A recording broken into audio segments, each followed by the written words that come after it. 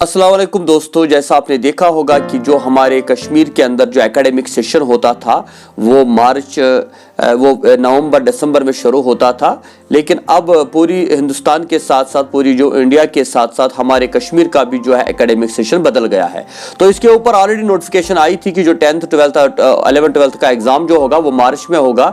लेकिन अब जो 1st से लेकर 9th तक जो कियास बना हुआ था, जो कंफ्यूजन था, वो भी क्लियर हो गया, क्योंकि आज ही गवर्नमेंट की गाइडलाइन आ गई कि अब ये सारे एग्जाम 1st से लेकर 12th तक सारे एग्जाम जो है मार्च के महीने में होंगे। इनफैक्ट मार्च में नहीं, ये लगभग अप्रैल में हो जाएगा, क्योंकि आपको पता है मार्च का महीना भी मौसम यहाँ खराब होता है, तो इस वजह से ये अप्रैल में या एंड मार्च में होगा। तो अभी इसके लिए कोई डेट शीट वगैरह नहीं आया है, लेकिन इतना बताया गया ये मार्च सेशन होगा, दैट विल बी इन मार्च और अप्रैल।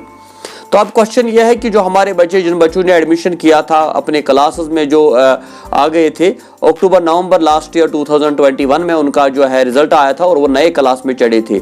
उसके बाद उन्होंने विंटर में कोचिंग की, फिर उसके बाद स्कूलिंग हुई, तो ऑलमोस्ट उनका सारा सिलेबस जो है कंप्लीट हो चुका है। इवन सम स्कूल्स जो है अब रिवीजन भी उनका हो गया, दो रिवीजन भी उन्होंने कंप्लीट कर लिए हैं। तो अब आज के बाद जो है मार्च तक उनको सिर्फ वेट करना है और एग्जाम की प्रिपरेशन करनी है।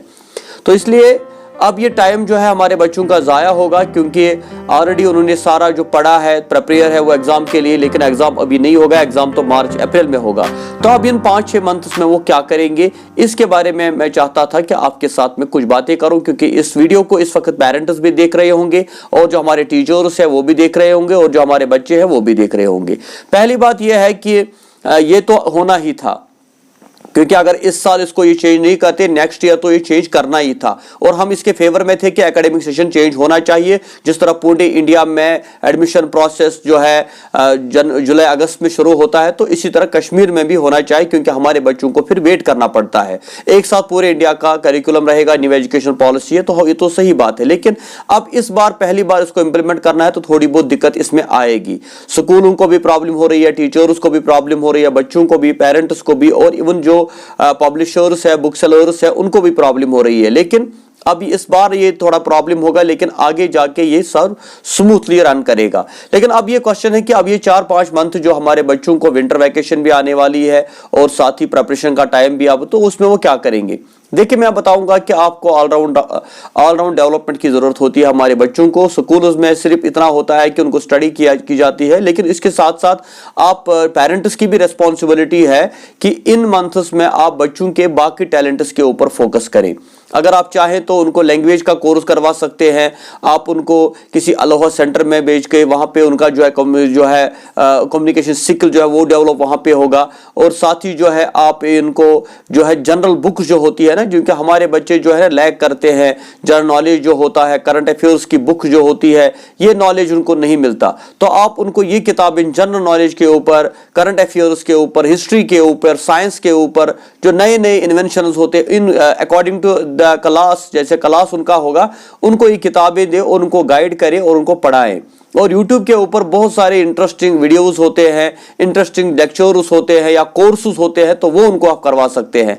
आप चाहें तो उनको कंप्यूटर का कोर्स भी करवा सकते हैं, आप लैंग्वेज का कोर्स करवा सकते हैं, पर्सनालिटी डेवलपमेंट है तो ये कोर्स भी करवा सकते हैं। साथ ही अगर वो कोई एक्टिविटी करना चाहे, स्पोर्ट्स की कोई एक्टिविटी है, तो वो आप कोई एकेडमी उनको ज्वाइन करवाएं जहां पे उनको ये स्पोर्ट्स सिखाए जाते हैं।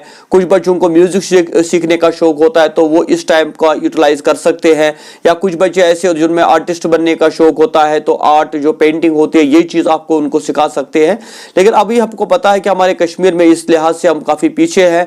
हमारे यहाँ कोचिंग सेंटर्स तो बहुत सारे हैं, लेकिन इस लिहाज के कोचिंग सेंटर्स नहीं है जहां पे और टैलेंट्स की तरफ तवज्जो दी जाए। जैसे यहाँ पे आर्ट सिखाया जाए, जहाँ पे म्यूजिक सिखाया जाए, तो ताइक्वांडो वगैरह जो मार्शल आर्ट कोर्स होते हैं, तो इनमें भी आप उनको ज्वाइन करवा सकते हैं। लेकिन हमें इस टाइम का प्रॉपर्ली यूटिलाइज करना है। ये नहीं कि हमारे बच्चे जो है घर में बैठ के बोर हो जाए, हम उनको कहें कि भाई किताब खोलो पढ़े, तो वो ये कहें कि हमने ऑलरेडी इसको 2 रिवीजन किए हैं।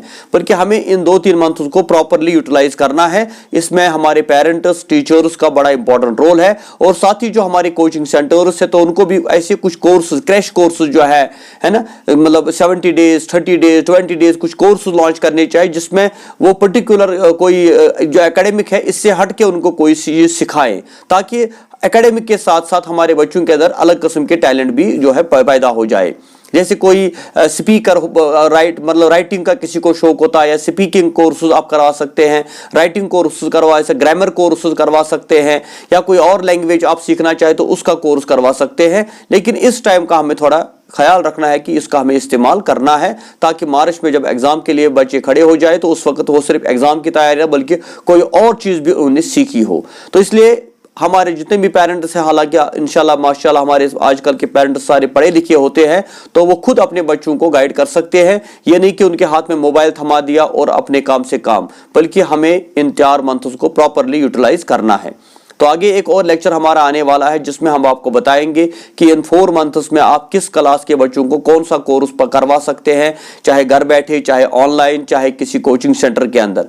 तो मैं चाहूंगा कि इसके ऊपर बाकी लोग भी अपनी कमेंट्स दें ताकि हम इन 4-5 मंथ्स को यूटिलाइज कर सके, क्योंकि ऑलमोस्ट हर एक स्कूल में जितने भी बच्चे पढ़ते हैं, खासतौर से 9-10 तक तो जो बच्चे पढ़ते हैं ना, नर्सरी से लेकर, उन सब का सिलेबस कंप्लीट हो चुका है। तो अब नए साल में वो आएंगे, नई किताबें उनको लानी है, तो इसमें गवर्नमेंट का सर्कुलर है कि अभी तो शुरू नहीं होगा, तो इसलिए हमें इस चीज का भी ख्याल रखना है।